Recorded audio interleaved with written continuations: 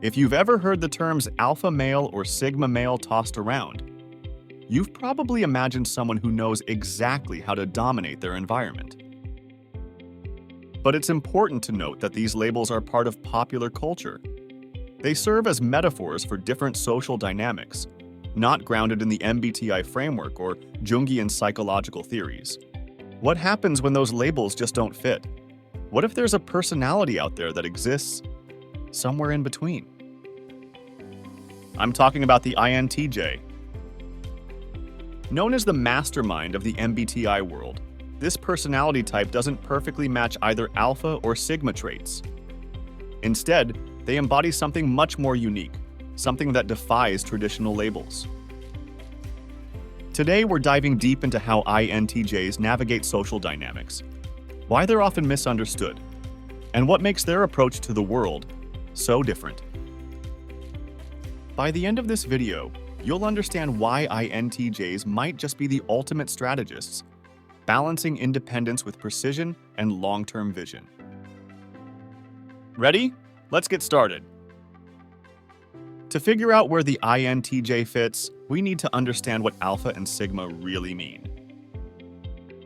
Alpha males. They're natural leaders.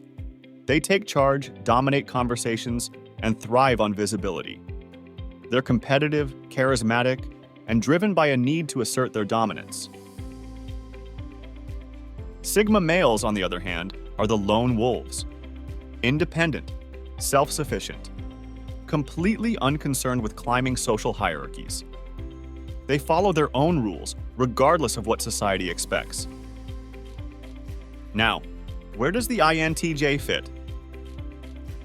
While INTJs share some traits with Sigmas, like independence or a preference for working alone, they're far more strategic. They don't reject social systems entirely like the Sigma, and they don't compete for dominance like the Alpha. Instead, they study the system.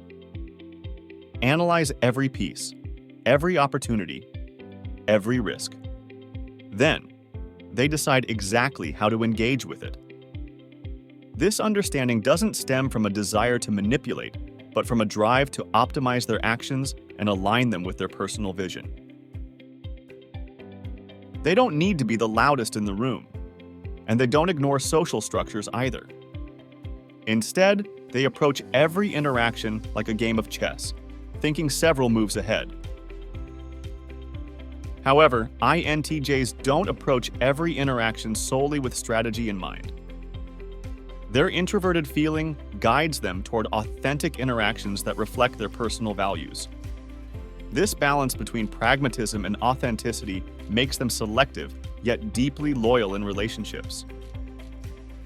Now, to really understand the INTJ, we have to look at their cognitive functions. These are the building blocks of their personality, the tools they use to navigate the world. First up, introverted intuition, or NI. This is their dominant function, and it's what makes INTJs visionaries. Introverted intuition allows them to see connections that others miss. It helps them predict outcomes, create strategies, and plan for the long term. Then there's extroverted thinking, TE. This function helps them turn those plans into action. Extroverted thinking is all about logic, structure, and efficiency.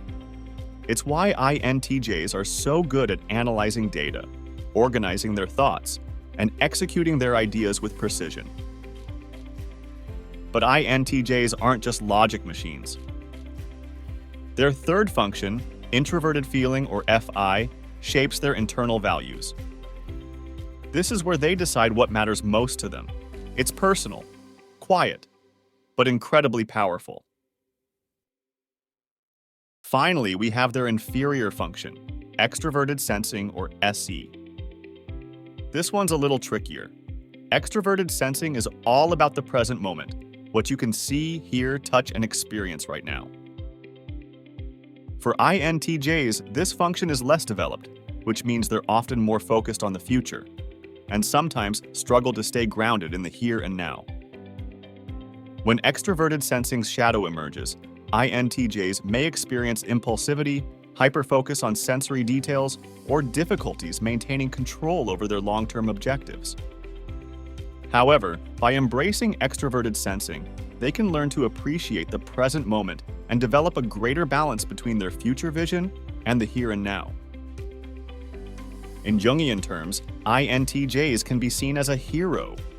They're on a quest, shaping the future with their vision, their plans, and their determination. But every hero has a shadow, and for INTJs, that shadow is their inferior extroverted sensing. Sometimes, they become so focused on their vision of the future, they forget to live in the present. They can come across as distant, detached, maybe even cold. This internal conflict between their dominant introverted intuition and inferior extroverted sensing represents the archetype of the shadow. Working on this aspect can help INTJs avoid extreme behaviors and integrate spontaneity and sensory awareness into their daily lives. INTJs have a rich emotional life. It's just introspective. Their values, shaped by introverted feeling, are deeply personal. And while they may not express their emotions openly, they feel them deeply. This inner emotional world also connects to their anima, the feminine side of the psyche described by Jung. For INTJs, the anima, expressed through introverted feeling, calls them to seek authenticity and meaningful connections in relationships. Let's put this into perspective. Picture a corporate setting. The alpha, they're dominating the meeting, taking charge, competing openly for leadership. The sigma, they're off to the side, quiet, doing their own thing, maybe even outside the system altogether. And the INTJ, they're watching, observing the structure, understanding everyone's motivations. Then, when the time is right, they make their move. INTJs position themselves for success with precision and logic. They don't seek power for its own sake, as alphas do, nor do they reject systems entirely, like sigmas. Instead, they carefully navigate the dynamics, using them as tools to achieve goals that align with their vision and core values. INTJs often get labeled as cold or emotionless, but this couldn't be further from the truth. Their introverted feeling, though quiet, gives them a deeply emotional core. They're loyal, protective, and when it comes to people they care about, they feel everything. But unlike an alpha, who might express those feelings openly, or a sigma, who might reject them altogether, INTJs approach relationships strategically. They don't waste time on shallow connections. They want depth, meaning, growth. So, where does the INTJ fit? They're not fully alpha, they're not fully sigma, they're something else entirely.